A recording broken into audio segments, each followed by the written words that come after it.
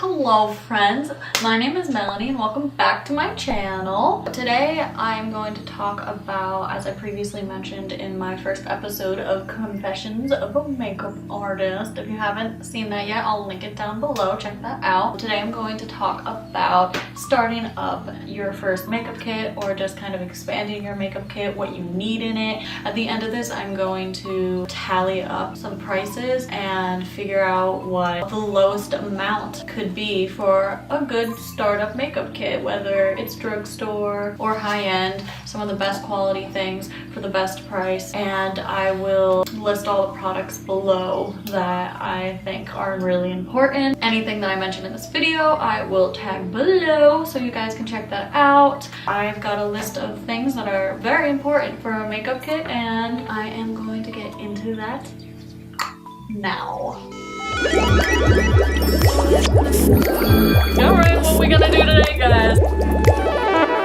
So to start, you always need primer. You know, that's really important for keeping your foundation on. So it's probably good to at least have 2 primers because everyone has different skin. So you're probably going to want something for oily skin and something for dry skin. It is always really, really good to have that. And as I kind of swear by my Badescu spray, that's really great to add for an extra way to prep the skin, or any spray in general. The Morphe Prep and Set spray is amazing as well, and those are all pretty decently priced products. It's also really good to have an eye primer because if someone has really oily lids and concealer might not work for them. I like to use concealer as a primer, but it's always good to have an eye primer as well, like I said, because some people have oily eyelids and a primer may keep the shadow on a little longer. So very important to start with stuff like that. That is kind of the base of your makeup look that you are going to be applying on your client. And then of course after that is foundation. Foundations get really expensive, especially because everyone has different skin tones, everyone has different skin types, and as a makeup artist you need to be all inclusive. Like that's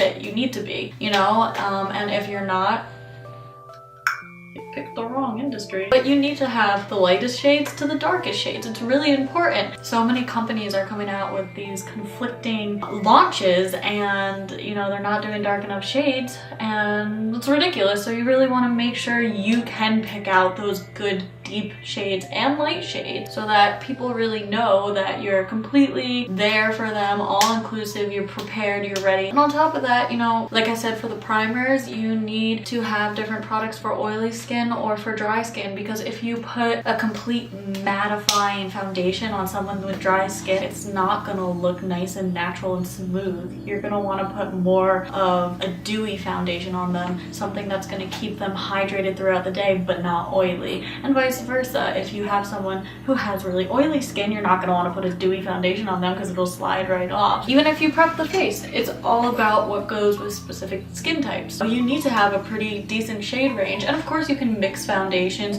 to have a certain shade. Like if someone has a medium tone shade, you can mix some different foundations. You just have to make sure you know the undertones of all of your clients' skin. That's a very important factor and can be a very expensive factor. And that goes for concealers as well. Now concealers, you need a pretty good shade range as well, but a lot of different concealer shades can work for a lot of different people because of the fact that you are kind of highlighting the face with it, not just for coverage, for highlighting. You know, you brighten there and it really adds extra depth to the person's look. So I think you can get away with less shades for that, but you still want to have light to dark shades regardless. Now you don't have to go as deep because obviously for the deepest skin tone, you're gonna want a lighter concealer for under their eyes, again, because it's brightening it. That's also an extra expense, and I think those 2 things, foundation and concealer, are what really kind of jack up those prices because of how much you need and how fast you're probably gonna go through it. Next is powders, and you're gonna want some different shades for powder, of course, but you can also get some really good translucent powders, which translucent powders can go on a lot of skin types. So you're gonna want lighter powders and darker powders, of course. but you know, powdering is, if you're doing it right, hopefully not gonna completely like change the color of the foundation. But you do want to pick out like really good powders, and what I really like are both drugstore actually. You can go with the Coty Airspun powder, which is, it's just so good. You know, I feel like my skin looks airbrushed with it. I have never loved a powder as much as I love Coty Airspun, and it comes in a variety of colors. I use translucent, and then I also have honey beige, I think, and then I have a lighter and darker powder of the Fitme by Maybelline. I really like those a lot because those look so great under the eye. I also really like having brightening powders. My current favorite right now is by Essence. It's really awesome. You just put it under the eye. Usually I do that after shadow and whatnot. I do bronzer, then I brighten, then I highlight. It's really nice to just brighten under the eye and like add extra depth to the high points of your face so that it really has that like snatched look, you know. Powders are very important because if you don't set the face powder, it's just gonna melt off. So next I want to talk about brows. It's more than just, you know, pencils, powders, pomades, gels, whatever. It's more than just that. When you are going to apply makeup on a client, you want to usually make sure their eyebrows are at least somewhat clean. You know, messy eyebrows can be in style now, and I'm all for that. But if there is hair kind of lower down on the eyelid, you're going to want to tweeze that away. So I think it's really important to always have tweezers on the job, and that can also be used for eyelash application. So that's kind of, there's a dual purpose there. Also, I like to have like little scissors because number one, you can kind of groom the eyebrows, but also you can use these to trim eyelashes. Fake eyelashes. Don't trim your client's actual eyelashes. You won't get hired again. So there are certain actual tools besides like brushes and stuff that you're going to need in your kit that are very, very important and can be very crucial as well. Like, you don't want to put a lash that is too big for someone on their eye because it's just going to poke at their inner lid all night and they're not going to be happy and they're going to be uncomfortable, and you never want your client to be uncomfortable. It's just very important to have little tools like that. And of course, obviously for brows, you're going to want all different products as well. You're going to want light to dark shades, but a lot of different colors can work for brows as well. You're just going to want to make sure you're not using too much of a red undertoned brown on someone who has black eyebrows. So again, you can get away with a lot of different things, but it's really important to have different brow products, especially because some people have really sparse eyebrows, some people have really thick eyebrows. For some people, you might want to use a pencil. For other people, you might just want to use like a pomade or gel. It really depends on the thickness and fullness of their brows. So it's really important, again, to be all-inclusive with that. And now to the eyeshadow. So if you're starting out, I think it's really important to have at least 2 decent-sized palettes. For example, I think it's really important to have a neutral palette. I would say that the Jaclyn Hill palette is a really great one to use because not only does it have a lot of neutrals, but it goes darker, it has a lot of shimmers, it's got nice pops of color, and you can honestly create so many looks for this because clients usually, if you are just doing bridal or prom or something, they don't want crazy looks, but it is also important to have a colorful palette like the Morphe 35B because this has a lot of colors. So if you're doing something that's more editorial, then you're gonna want something like this, and I think that's really great for a startup makeup kit. And then obviously once you're starting to make profit, once you're getting out there, you can expand your collection. I think that's honestly your best bet because I personally don't think you can go wrong with Morphe shadows. So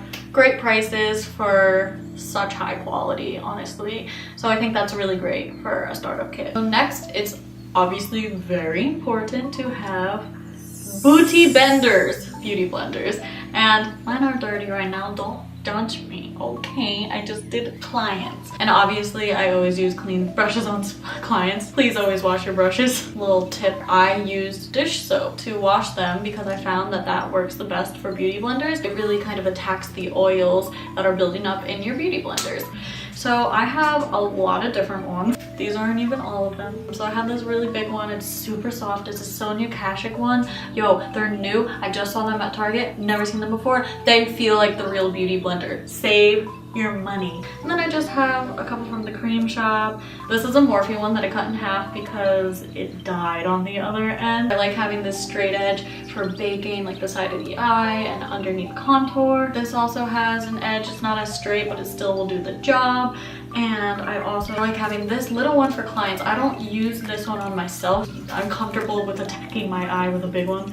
I've noticed that clients feel more comfortable with this small one because people aren't used to other people getting that close to their eyes. So I like this small one, and they honestly, ever since I started using it on clients, they've felt so much more comfortable. It's very good to have a variety of sizes of beauty blenders. To start, if you're doing multiple clients in a day, you're probably gonna want a couple of the same size beauty blender. But as long as you wash them in between, you don't have to have an excessive amount. And of course, there are brushes. I have a ton of brushes and they have really built up over the years and whatnot. But again, I'm going to recommend Morphe. They have a lot of great kits. You know, obviously brushes are a little more expensive, but they have such great prices, and I think it's really worth investing in one of their bigger kits because that would probably be great for a starter kit. And you're also going to want to make sure that you have a foundation brush so that you have another option besides the beauty blenders. Maybe like 2 or 3 sizes of foundation brushes would be good. I have like big, medium, small ones. Stock up on crease brushes. You want some really nice fluffy crease brushes to really buff out that shadow, blend it out so you have a nice seamless blend and all that. And then I think what's really important is having a lot of like different sizes of blending brushes. Along with that, you might want concealer brushes to do cut creases. You just want a variety, small brushes, big brushes. As long as you have a good variety and a nice startup brush kit, you should be good. You can start with just one kit from Morphe, try to purchase a bigger one, and I think you would be good to go. Something else that's really good to have on hand is glitter, and that's not always needed. It's not entirely necessary. You know, a lot of people are gonna want glitter for certain occasions, so even if you just like start with gold and silver glitter, I really like Lemonhead. They are great. I love their glitters. You're also going to want eyeliners. You're going to probably want a variety of types of liners. So for example, liquid, gel, and pencil. Liquid liner is easier for wings, same with gel. Gel is really great, and gel is waterproof, so that's really great for like your special days like prom, a wedding, so it'll stay on all day. The reason why you're gonna want pencil liner is because for the inner waterline, you can smudge it out for a smoky eye. So it's really important because all different types of eyeliner can be used for very different areas of the eye. And then I think that you obviously need to invest in different colors as well. You don't necessarily need all different like bright colors, but I think to start you want to have at least black white liner and a nude liner, and those you can probably get away with having those just in pencil to start with because you usually line the inner waterline for that for people with smaller eyes so that you can kind of create the illusion of a bigger eye. Also, a liquid liner is really awesome for blending in the lash band with the rest of the look so that it doesn't just look like shadow. Oh, weird ass lash band. Creating that line on top of the lash band really blends it in with the rest of the look.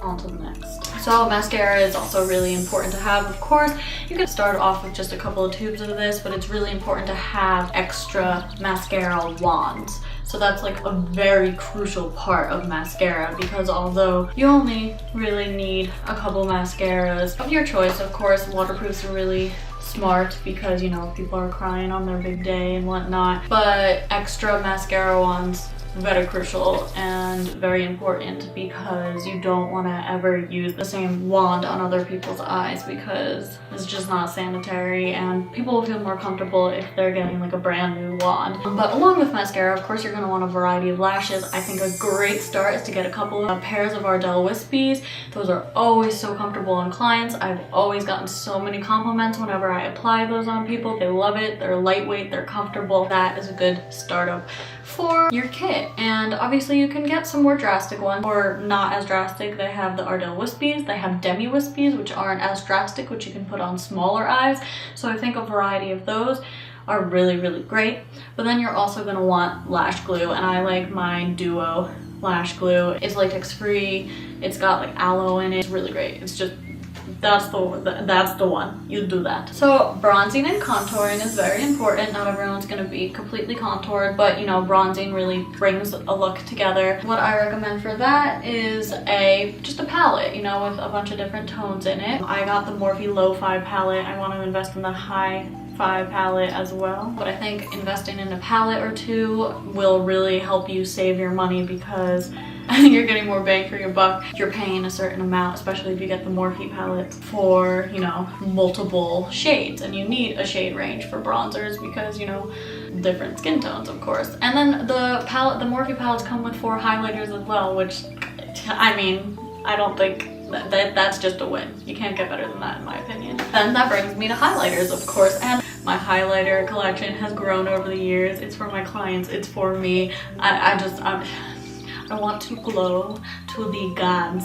I love a highlighter, and you know, highlighter is huge nowadays, so often my clients are just like, you make me glow. Like, even if they have a very natural look on, sometimes that glow just adds something. Even the inner corner highlight, the brow bone highlight, it just adds depth. So you can start with a palette, which Anastasia Beverly Hills has great palettes. ColourPop has some great highlighters. ColourPop's highlighters are so pigmented and shiny and bright for such a cheap price. So definitely start with a palette if you want. I mean, you can invest in singles, but I think, you know, for a makeup kit with all different clients, it's really good to start with a palette, just like the bronzers. You're gonna get a lot of different shades, which will look good on a lot of different skin tones.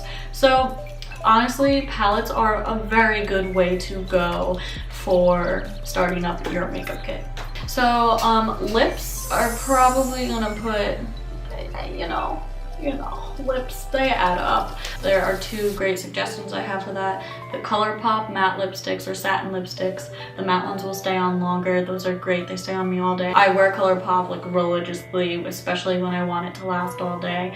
And they're cheap. They're like $5. I'm getting a good shade range in those would be really important. Obviously, most people are gonna want like some nudes, maybe deeper pink or purple tones, and then of course a classic red. You're gonna want different shades of red because different colors of red go with different skin tones, especially with different eye looks as well. To start, it's good to, also ColourPop has different like lip kits, so that's really great. You can get multiple colors in a kit and they're priced so well. I think it's definitely good to start off with a couple of nude lips, some deeper tones, some more pink tones, more mauve tones, and then of course you want like classic reds. And usually that's what your clients are gonna want, those colors. Of course you can start to branch out to bolder colors depending on where you're going. If you are more into editorial and creative looks, if that's where you're going, like FX and all that, by all means get some blues, get some bright purples. But if you're going for just, you know, the average everyday client, for prom, for bridal, for any special occasion, usually you'll be pretty safe with having nudes and reds and all those different pinkish tones and maybe a coral here or there. And along with ColourPop, I love the L'Oreal Infallible line. That is incredible. The matte lipsticks, they won't come off. I have literally eaten corn and I go and I look in the mirror and I'm like, damn, my lipstick's still on. That's when you know it's a good lipstick. You can probably get 3 of them for the cost of one high-end lipstick. No shade, no tea. But I think ColourPop and L'Oreal Infallible are really great lipsticks for a great price to start your makeup kit. Alright, and then setting sprays. A good way to go is the Urban Decay All-Nighter. You can get 1 or 2 of those. Maybe you purchase a big one and then the mini-sized one. You know, that will kind of save money, but in case your big one runs out, you always have that mini one to go. Or if you want to save more money, the L'Oreal Infallible one is really, really great as well, so you can go with that. Also, the one that I mentioned earlier, the Mario Badescu spray, is really great to set the face as well. I like that a lot, but you know, you also want some actual setting sprays for long days. It's very important, but you know, you can start with 1 or 2 and you'll be good. Also, something that's really good to have, like I mentioned earlier, the Morphe Prep set is really awesome, but also MAC Fix Plus, which you can get a mini in that as well. Those are really awesome for really brightening pigments. So if you pick a pigment up and spray your brush or whatnot and apply that to a lid, so like your glitters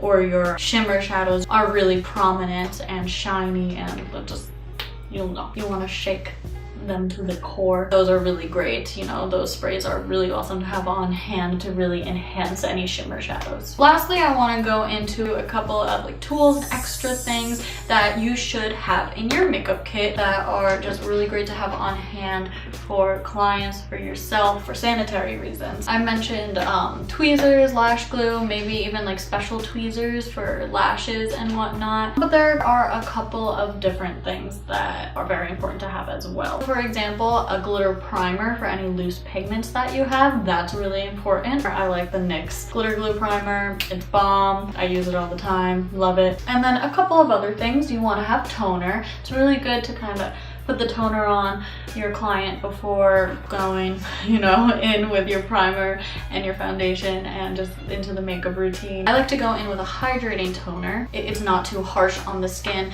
but of course if someone has super oily skin, then you're gonna want to go in with just like a normal toner. It's just really good to have on hand to make sure that the face is just ready and prepped for your makeup routine. Skincare is so important for makeup. Also, something that's really good to have is Q-tips and cotton balls on.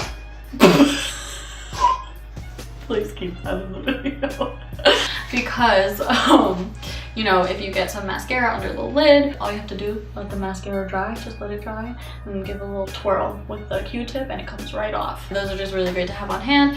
Cotton balls for the toner or the cotton circles are really great to have, and you know, you can use them for sanitary reasons as well. Your little scissors, that's really great to have because you can use some alcohol, which you might want to have a little spray bottle. You can sanitize your brushes with that. Along with that, you're gonna want to have brush cleaner with you. You can use alcohol as cleaner, but some people are really sensitive to that smell. Along with that, you can have some extra sponges, even if, honestly, even if it's just a bag of those little triangle sponges. You know, those are cheap that you can go get. You can bring tape with you if you want, if you aren't comfortable with the whole powder effect, you know, putting the powder right here at the edge of the eye. If you'd rather use tape and, you know, you do the eyes first before the foundation, you can absolutely do that to make a more precise line. A couple other random things that I like to have on hand are clips and hair ties. So if they have not done their hair first, and even if they didn't do their hair first, if they have some strands, you're going to want to lightly clip the hair back because that's going to get in your way. So it's really important to have hair ties and clips on hand. And then also in the beginning of your routine, if someone has a dry lip, you're going to want to keep Vaseline on hand. I literally have this little guy that'll just keep them moisturized throughout the routine, and usually by the end of the routine then they will be nice and soft, and you can even have them do a lip scrub beforehand as well. But also you're going to want makeup wipes. You know, even if it's just to take some makeup off your hands, because we all know we use the back of our hands when applying makeup. It's just always important to have makeup wipes on hand, just in case. You never know. And then, of course, it's really important to have a container for your brushes. You don't just want to throw your brushes on the table. It looks more professional to have something to actually put them in. You always want to, you know, have a really nice setup as well. So make sure you kind of practice where you're putting things around when you're first approaching a client. So yeah, those are all the things that are very important to have in your makeup kit. And like I said, at the end here, I will insert that price right here. This is the price right here. I think ultimately this video needed to be made because a lot of clients they're disrespectful, and even if they are disrespectful, you want to be as nice as possible. Complain about it later, guys. If you have a rough client, it happens to everyone, all makeup artists, but some people just don't respect the payment of an artist. Ultimately $50 a person or $60 a person, it's a great price, especially if you're applying lashes, because that's a whole extra mile that you're going. And, you know, I think it's important for people to see how much money we put into it, because ultimately this is a profession, this is a job. You need to make profit. A couple things I would say is make a contract for beforehand and do trials, of course, as well. You know, you want to make sure they sign that contract. You're always going to want to have a flat fee and a cancellation fee, because if they just cancel on you out of nowhere, you need to make sure that, you know, you're getting something. purchase these extra products. A lot of times I go out and I purchase separate products for certain clients, and you need to make sure you're making profit for that. Respect yourself and have a cancellation fee and a down payment. And also, you know, there are different fees on a case-to-case basis. Something that happens often is you have a flat fee for the bride and then maybe an hourly fee for bridesmaids. Maybe you do hourly fees for something like that's special effects or editorial, because you never know like how much you're gonna do. So the editorial looks could take hours, and if you don't feel comfortable going by hours, then just do 50 per head or whatever you feel comfortable with charging based on your skills and based on what you know and all of that. I think a lot of people will get down on artists about prices and stuff, but you deserve to make that profit. You don't deserve to be taken for granted. I think this video will really show how much money we put into this career. Overall, I just wanted to make this video to help you guys out and to kind of let people know what the deal is. So thank you for watching, and I hope you enjoyed this video. If you did, please give it a thumbs up and subscribe. It really helps me out. And hit that notification bell so you can always be notified when I upload. Thank you so much for watching. Bye!